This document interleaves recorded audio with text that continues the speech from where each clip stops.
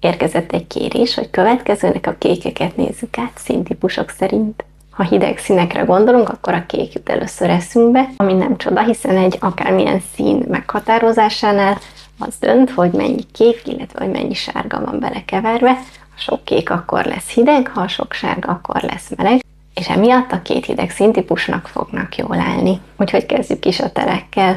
Nekik az olyan klasszikus, jól ismert kék árnyalatok, mint a királykék, a sötét kékek különböző formái, ezek nagyon szépen mutatnak.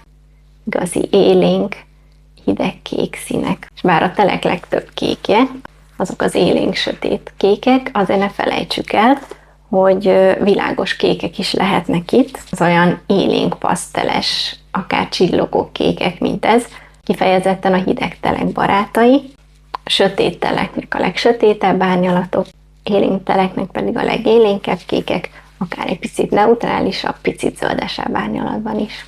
És ha a tél kékjei mellé ide tesszük a másik hideg színtípus, a nyár kékjeit, akkor láthatjuk, hogy ezek jóval fakóbbak, szürkével kevertek, nagyrészt világosak, de azért van itt is sötétebb árnyalat, kifejezetten sötét szürkés, lágykékek ide is jöhetnek. Ezek a kékek semmiképpen nem tartalmaznak zöld hatást, inkább akkor már egy picit a lila jutna akár eszünkbe egy igazán szürkés kékről.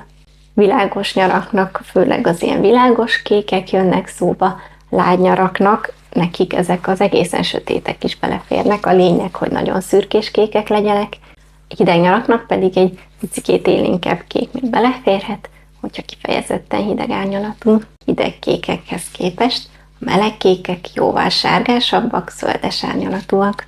És akkor jöjjön a tavasz típus, akinek a kékjei szintén élénkek, viszont a télen ellentétben ezek türkiszes árnyalatok, tartalmaznak egy pici sárgát. Vannak olyanok, amikre már akár azt is mondhatnánk, hogy zöld. Meleg tavaszoknak ezek lesznek a legjobb barátai.